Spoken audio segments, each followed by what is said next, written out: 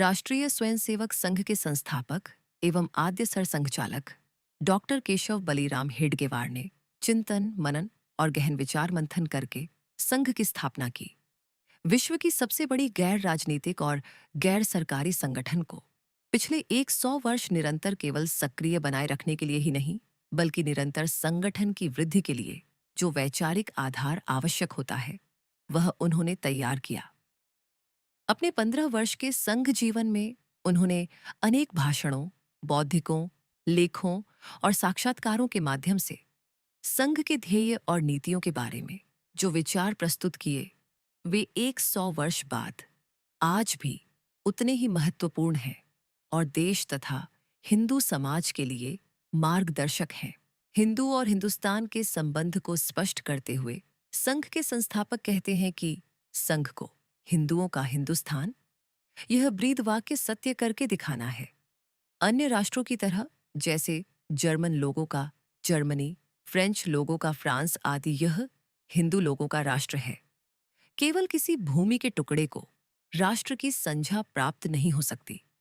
जहां एक विचार, एक संस्कृति और एक परंपरा के लोग सनातन काल से निवास करते आए हैं, वही लोगों का राष्ट्र बनता है।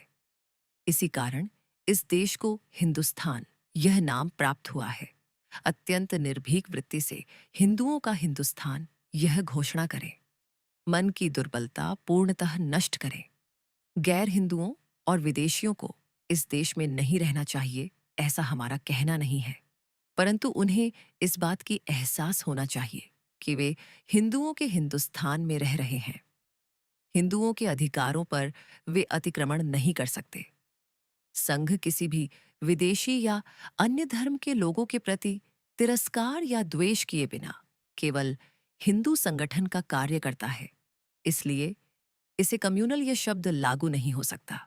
छत्रपति शिवाजी महाराज के प्रति अत्यंत आदर व्यक्त करते हुए इस महान राष्ट्रभक्त ने कहा कि यदि छत्रपति शिवाजी महाराज को आदर्श रखा जाए तो उन्होंने हिंदुत्व की रक्षा के लिए जो पराक्रम किए, वे स्मरण होते हैं। जितना सामर्थ्य भगवा ध्वज का है, उतना ही शिवराय का है। जिस प्रकार ध्वज के दर्शन से इतिहास स्मरण होता है और उससे जो प्रेरणा मिलती है, वही प्रेरणा शिवराय के चरित्र से प्राप्त होती है। जो ध्वज वास्तव में धूल में गिर पड़ा था, उसे शिवराय ने उठाकर हिंदू पदपादशाही की प्राण प्रतिष्ठा की और मृतप्राय हिंदुत्व को जागृत किया। इसलिए यदि तुम्हें किसी व्यक्ति को आदर्श रखना हो तो शिवराय को ही रखो। हिंदुओं की प्रत्यावर्तन के कारण को स्पष्ट करते हुए प्रथम सरसंघचालक कहते हैं कि स्वार्थ और निष्क्रियता का तुरंत त्याग करें। समाज कल्याण के विषयों में हम पूर्णतः उदासीन रहने के कारण हमारे मन अत्यंत दुर्बल हो गए हैं। समाज की पूरी तरह दुर्दशा हो जाए तो भी कोई बात नहीं, मुझे उससे क्या लेना देना है। मेरे स्वार्थ को कोई ठेस न पहुंचे, बस इतना ही पर्याप्त है। इस प्रकार समाज के प्रति उदासीनता की भावना हमारे भीतर बहुत गहराई तक जड़ें जमा चुकी है। इसी कारण आज हमारा समाज दुर्बल हो गया है। संघ के ध्येय को अत्यंत स्पष्ट रूप से समझाते हुए यह दृढ़ संकल्पी पुरुषोत्तम कहते हैं कि संघ केवल व्यायामशाला या मिलिट्री स्कूल नहीं है। यह बात दृढ़ता से स्मरण रखें। संघ हिंदुओं की राष्ट्रव्यापी और अभेद्य संगठन है। वह फौलाद से भी अधिक दृढ़ होना चाहिए। हमें हिंसा करने के लिए बलवान नहीं बनना है, बल्कि संसार में होने वाली समस्त हिंसा और अत्याचार पर स्थायी रोक लगाने के लिए सामर्थ्य प्राप्त करना है। स्वधर्म और स्वराष्ट्र की रक्षा के लिए बलवर्धन करना ही संघ का एकमात्र उद्देश्य है। संघ का कार्य ईश्वरीय कार्य है, इस पर उनका दृढ़ विश्वास था। इसलिए डॉक्टर ने कहा कि भगवान का हमें आशीर्वाद है, इस पर हमें पूर्ण विश्वास है। हमारा कार्य आक्रमण का नहीं, बल्कि शांति और संगठन का है। हिंदू धर्म और हिंदू संस्कृति के लिए यह पवित्र कार्य किया जाना चाहिए और अपनी उज्ज्वल संस्कृति को सुरक्षित रखना चाहिए तथा उसका विकास करना चाहिए। तभी इस सुधरे हुए विश्व में हमारा और हमारे समाज का अस्तित्व बना रहेगा। संघ सबका है इस बात पर जोर देते हुए यह व्रतस्थ पांथस्थ कहते हैं कि इस भारतवर्ष से प्रेम करने वाले प्रत्येक हिंदू के साथ हमारा व्यवहार भाईचारे और स्नेह का होना चाहिए।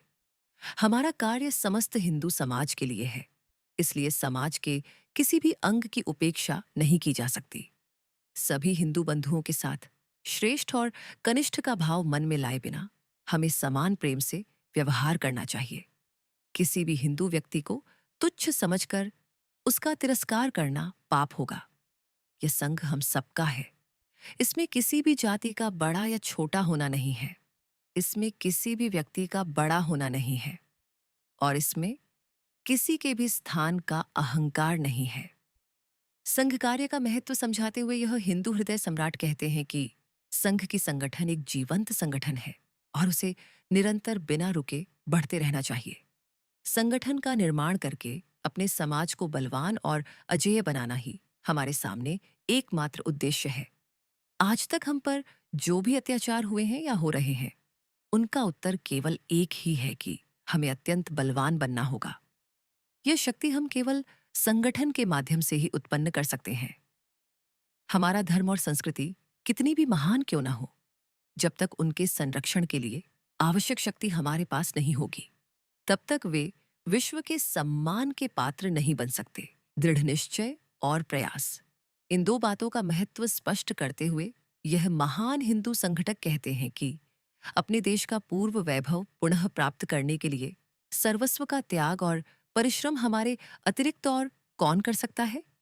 हम चाहे कितने भी व्याख्यान दें या सुने, जब तक हमारे हाथों से उसी प्रकार की वास्तविक क्रिया नहीं होती, तब तक हमें ध्येय सिद्धि की आशा भी नहीं करनी चाहिए।